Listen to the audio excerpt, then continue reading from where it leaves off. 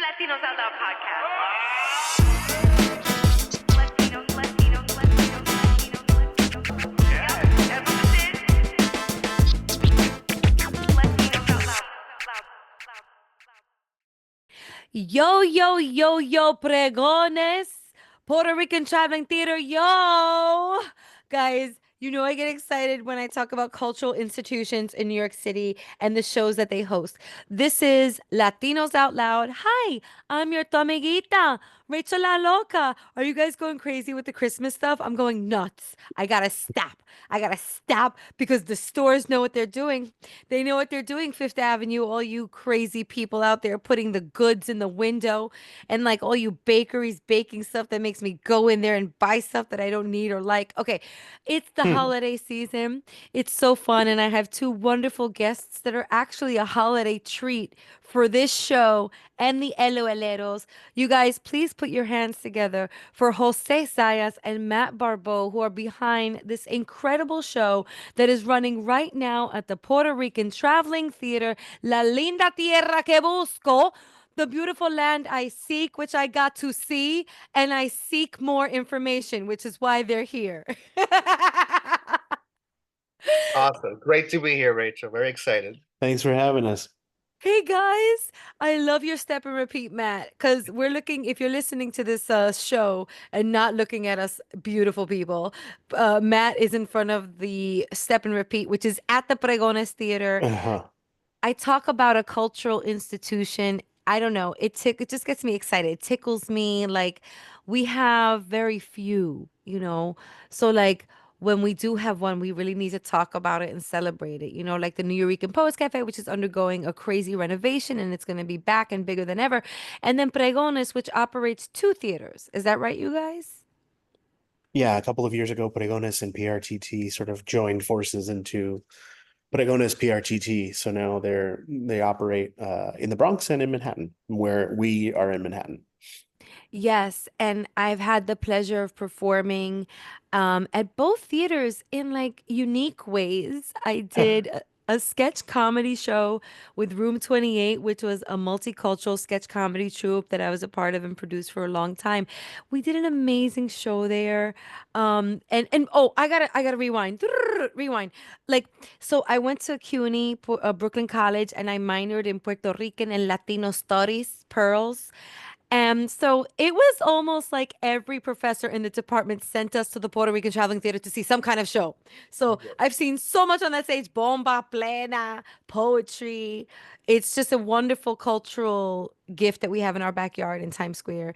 And then for the Pregones Theater in the Bronx, I was part of a special that is still streaming on PBS, the Arts Channel, from performers to spectators COVID-19. So it was a docu-series that documented performers that had the stage stripped from them during the pandemic and how we pivoted. So as a sketch comedian, they took the stage away from me. And you know, it was just, you know, a crazy time, but we're back now. We have to talk about your show because I can talk about me all day, as you can see. All right, you guys. But shout out to Claire on your team who reached out and was like, hey, do you want to see the show? And then talk to our team behind the show. And I'm like, absolutely. I saw the show and yo, it was surreal.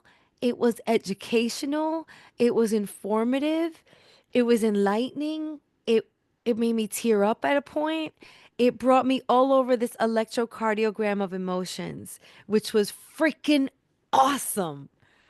So thank you for that experience. And now tell us how this show came about because I can't even describe it. How are you guys describing the show on press interviews? I hmm. Today, I feel like Yeah. saying, Matt, I feel like saying it's a Fantasia on Puerto Rican themes for today. I like that. Fantasia is perfect. That is perfect. You guys know Fantasia. Okay, I say that to say, and I don't want to give away any spoilers because the play is still running through December 29th at the Puerto Rican Traveling Theater. So you guys, the episode is gonna come out in time for you guys to go check it out. Go check it out. It's an experience like no other. Um, but the play takes us on a ride, no pun intended, through a journey that gets interrupted. I know I'm keeping it very vague, you guys. Um, but within that journey, we see and hear from talk about cultural institutions and icons, many of the people that formed like our culture today, culture Mhm. shifters from the past. So tell us, how were these lessons integrated into a show? How did you curate this myriad of emotions that the viewer is experiencing? What's the math and sort of direction behind this show? Yeah, I don't. So when I started working on this, like I first heard about the two like historical figures sort of at the center, like Oscar Collazo and Griselio Torresola, who in 1950, sort of in response to uh essentially like a couple of days before they went to Washington D.C. with the intent to kill President Truman. There was sort of like there were some uprisings in a couple of towns in Puerto Rico, including Jayuya and Utuado, and those uprisings were put down pretty brutally. And so they wanted to sort of let people know about what was going and bring attention to the issue by uh, their intent was to assassinate the president. And so I had heard about them a very long time ago, and like maybe 15 years ago, and that the idea had sort of stuck with me. I was really like interested in this kind of in how little I knew about the history of these events on the island and this movement, and how little a lot of people knew about it. And so that kind of stuck with me for a long time, and I thought maybe something on the train would be helpful, would be an interesting way to approach it. But it wasn't really until like Hurricane Maria and the U.S. response to that, and there was a lot of things going on at the time, right? It was like there was that, there was the Ricky Renuncia protests were just the year before the pandemic. I was writing this mostly in 2020. Um, um, West Side Story was getting remade, and all of a sudden, a lot of stuff sort of began to feel pretty personal. It was all sort of coming together. My grandmother was displaced at the time, and I think that was like Mm. that's a big influence on the play. And so um and so I started writing, and I was just like, well, this is I'm gonna sort of like let every impulse sort of guide me forward. And anybody who like shows up at the compartment door in my brain is gonna work their way into the play. And that's why Columbus is in it, and Maria from West Side Story is in it, and a lot of other figures out of history and art, that sort of kind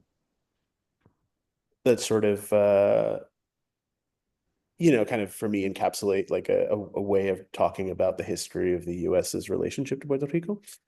Um, and uh, and then I was lucky enough to develop it with Fault Line Theater, and with Latinx Playwrights Circle. And when we were doing a public reading for Fault Line Theater, I reached out to Jose, who has been a longtime collaborator of mine now. We're working on a lot of new plays with him, and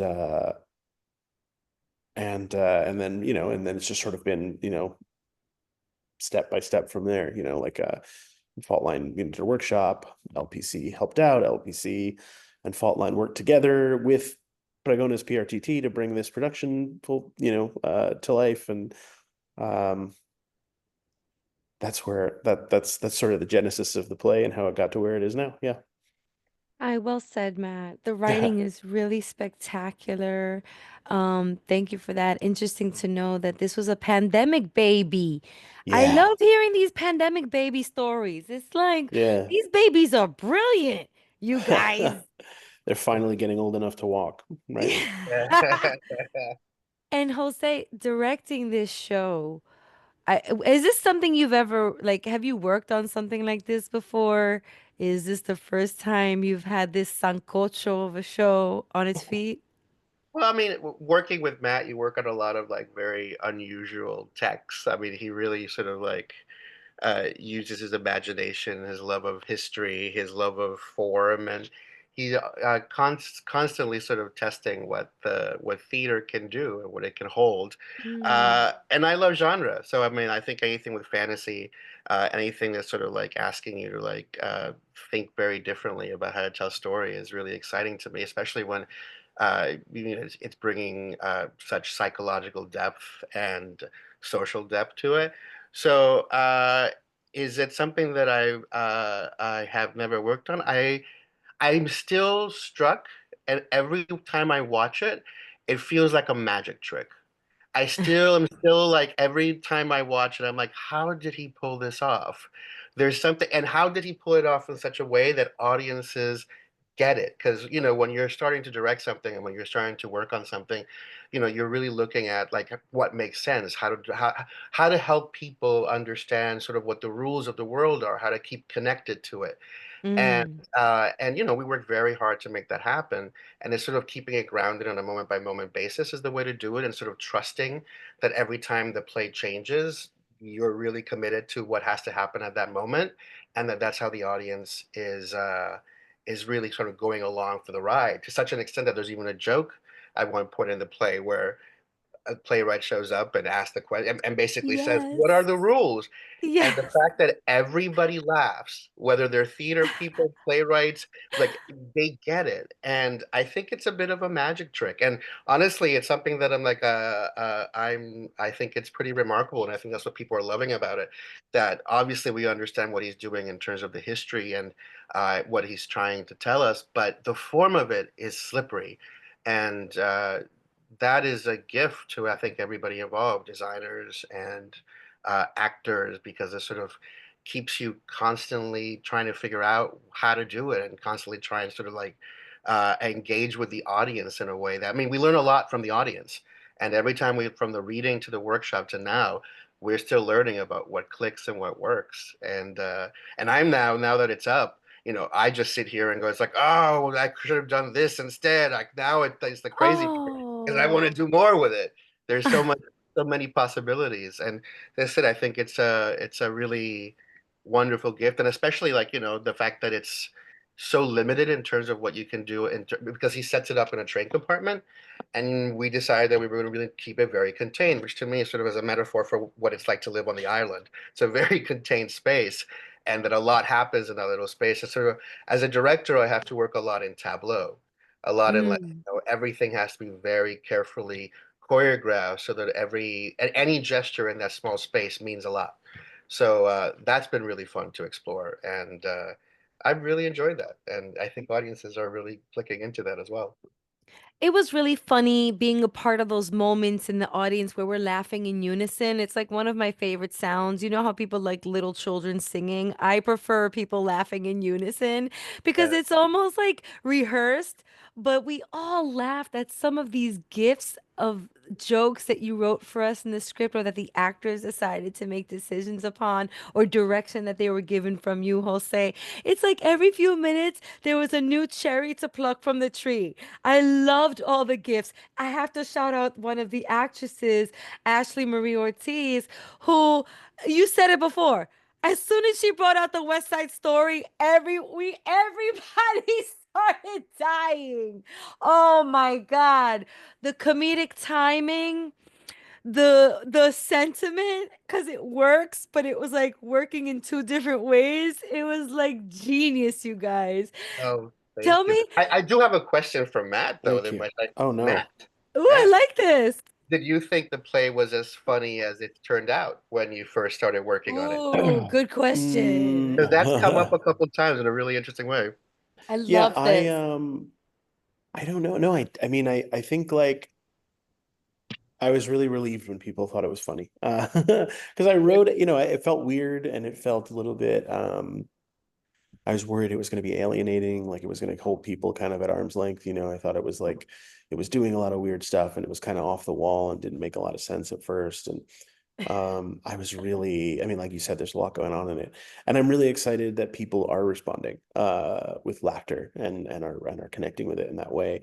Because I think it's like really, I mean, what you're talking about with like laughing in unison, like I think it's really important, even when it is with difficult topics. I think like I think when people talk about like you shouldn't make jokes about some things, I think there's always like a fear about making it seem smaller or less important, right? Like trivializing something by making a joke out of it. And I think really it's like it's a big deal to be able to laugh at stuff and to because of that what you're talking about that like that whole crowd laughing, right? That unison laughter is because it means that everybody feels the same way, about something.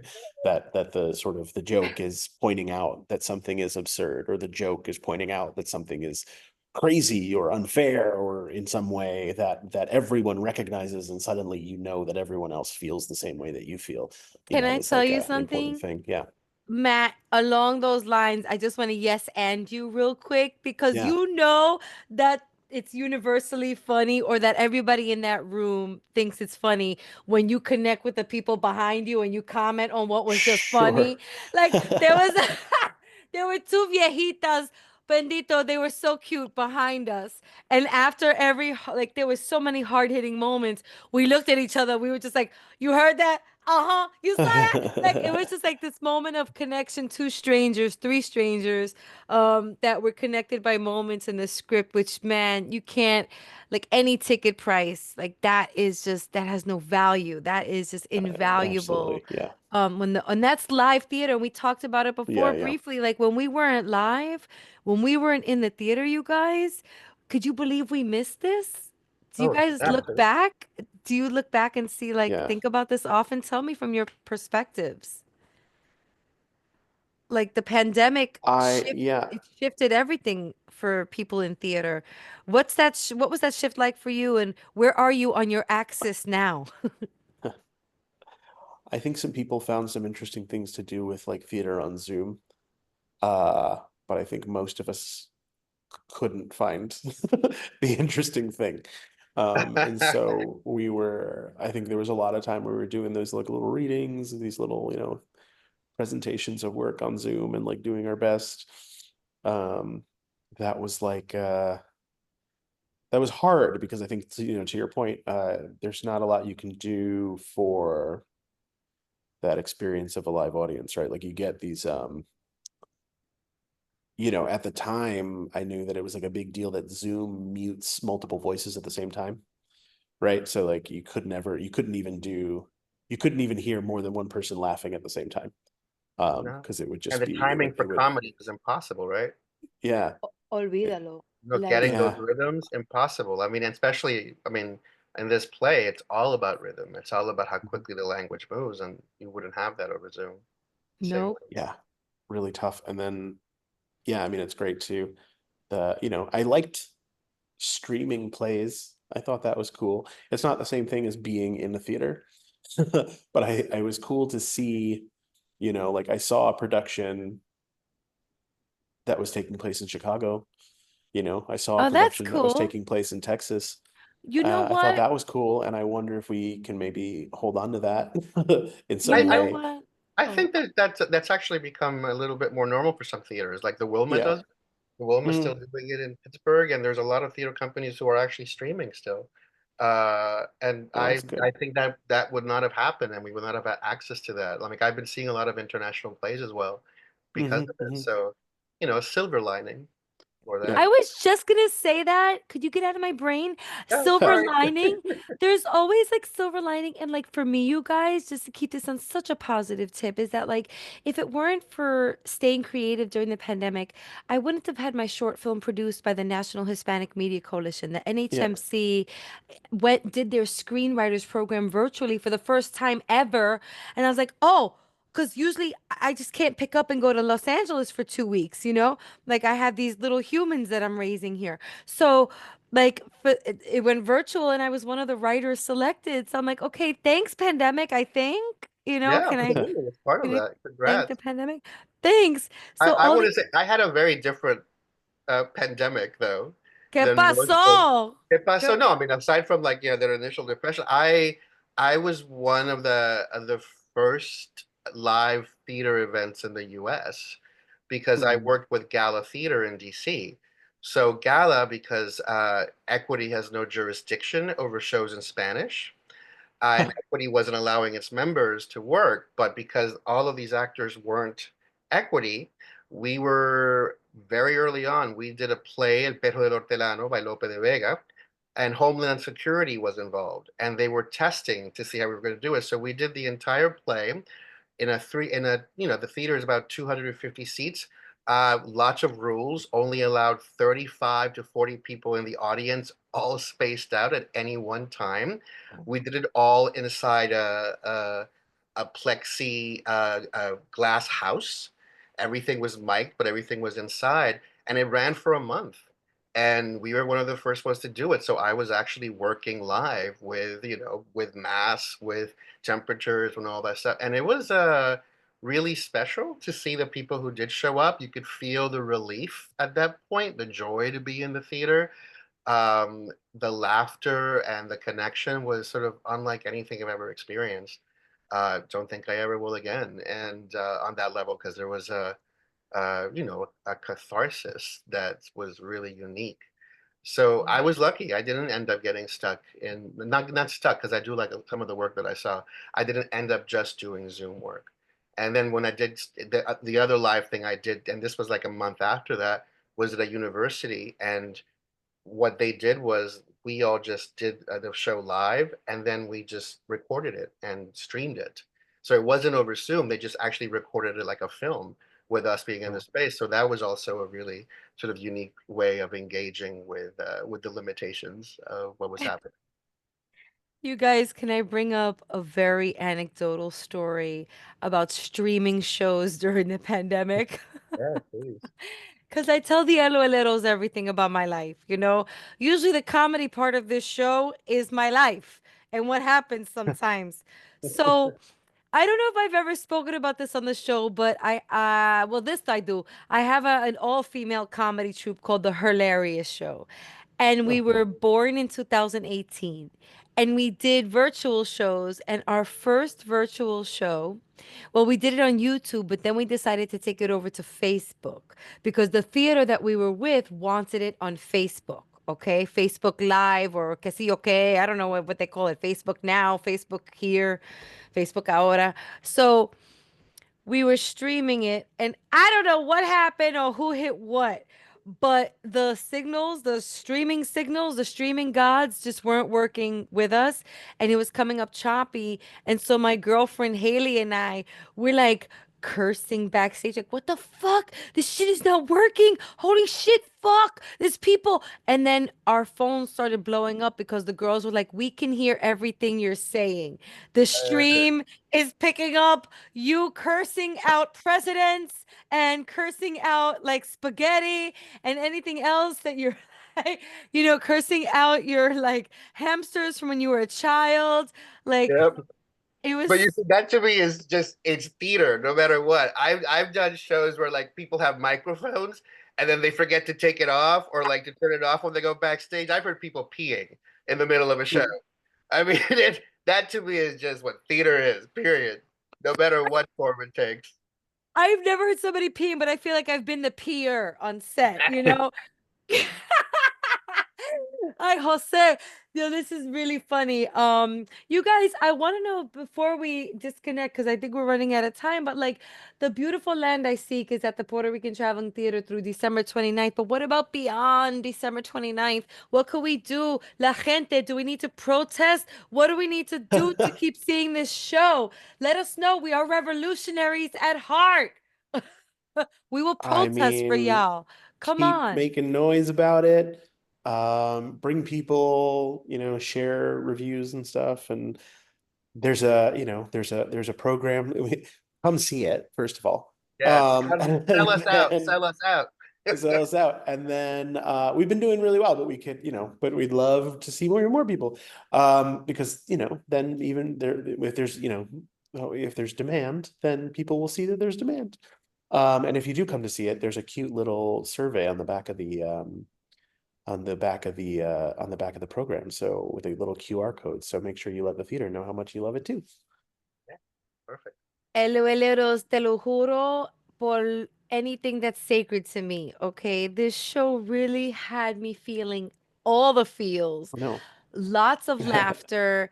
And I went with a dear friend, and she's an aspiring showbiz girl, production Mm. girl. And shout out to Paola, who's going to kill it behind the camera for us Latinas. She's Huh. just going up. And we were both, and even though there's an age gap between us, we both had a great time. We both understood the references. Oh my God, I didn't even talk about when Christopher Columbus came out. You mentioned it before, but the place went crazy. Because the genius in what he was saying and bringing it to that metaphysical plane was amazing. It was so well done. I had a great time. I highly recommend this show. We're And so happy.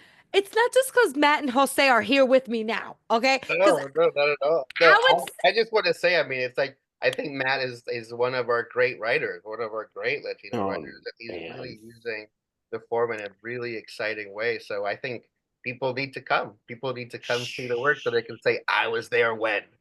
Shucks. Well, go Matt. Go Matt. one of our reviews. No, wait, but no, I'm gonna give one of our reviews was like, who else but Jose Zayas could bring this successfully to life? So, Well, thank you. it's both of us, man. That's a great Well, one. I want to leave a Yeah. testimonial like, those like old ladies in the 80s on the TV commercial for Mhm. cats did. I laughed, I cried, I would go see it 10 times more. Yeah, the one we love was the Mary Poppins one, which was like, even I, a jaded New Yorker. yeah, very And much. it would play on a loop in the cab. Jesus, call telecharge now or contact Ticketmaster. Remember telecharge? Oh Oh my God, yeah. God. And there was one, oh God, there was, and speaking of the audience, just to leave it with it, if we did with this, Matt, remember that one of the first nights after Columbus, and I'll give it away because whatever, but Columbus gets shot, and as soon as he gets shot, someone in the audience went, finally! And this is like, right on. This is like, wow, that was a deep cut. That was an intense Yeah. clip. We And got a everybody in the whippa audience one loved night. it. That They was good laughed too. at Yeah. Matt's joke, and then they laughed at the audience joke. It's sort of like this wave of laughter that was happening. It was so Yeah. great.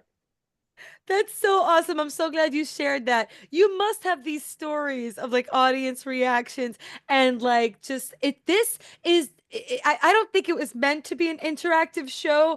Look, you do it to us. I'm sorry. Yeah. Mira lo que hicieron ustedes, okay? Well, And we have to it's the Latin audience, participate. man. Yeah. The American theater wrote about this, and they were talking about how someone was like, there's a part where the characters sing the national, like La Borinqueña, and he was saying that there's audience members singing along, and it's like, we love that, man. Just like we love having, you know, our gente in the house. As Jennifer Lopez said, our gente Latino. Um, we love having people, and it's really incredible to like have audiences that don't feel like, your typical theater audiences. Like you go see a Broadway show and it's a particular kind of person, and it's like it's really cool to have a theater that's like sort of to have support and to work with a theater that is for Latinos, created by Latinos, and like the history and the legacy of like artists that have worked here in these walls. Is like a real honor to be on this stage, so we're really excited about it. Yes, and also we have to acknowledge the late and great Miriam Colon, Mm. founder of the theater. There's been so many of these incredible predecessors, and we keep their spirit alive, through shows like this, especially shows like this, actually, that highlight historical culture makers, shifters, creators. Of Latinidad as we know it, especially here in the United States as New Yorkers. Um, we went over, I'm sorry. It's just that there was a lot to No, it's fine. cover. It's really a great We're excited to show. talk about it. Yeah, I see that. And that's so cool. That's like the best interview ever because I can sense the passion Mm. behind this project. I really hope it either gets extended or I hope it finds another home. But more people need to see it. Oh, and this is the other point I wanted to make, you guys. We're talking all this Latinidad. Yes, I love being Latina, but you don't have to be Latino, A, E, I, X, Y, A, B positive, whatever you want to identify as to go see this show. Of course. Everybody will get it. I promise you, Yeah. right? Our first Yes. workshop was not in a Latino space and not primarily Latino audience, and they loved it, which is why we're Yes. here. Because they Absolutely. loved it so much, it's kept growing. It has kept going to the next space. So it can continue, definitely. I Bring your love white it. friends. Bring everybody, the mailman, the au pair, okay? The the nanny, the komai, everybody, your yarn friends, your knitting club, anybody can see this. Okay, you guys, could you drop some social media handles so that the LOLeros can follow both your careers and any show information that you'd like to share?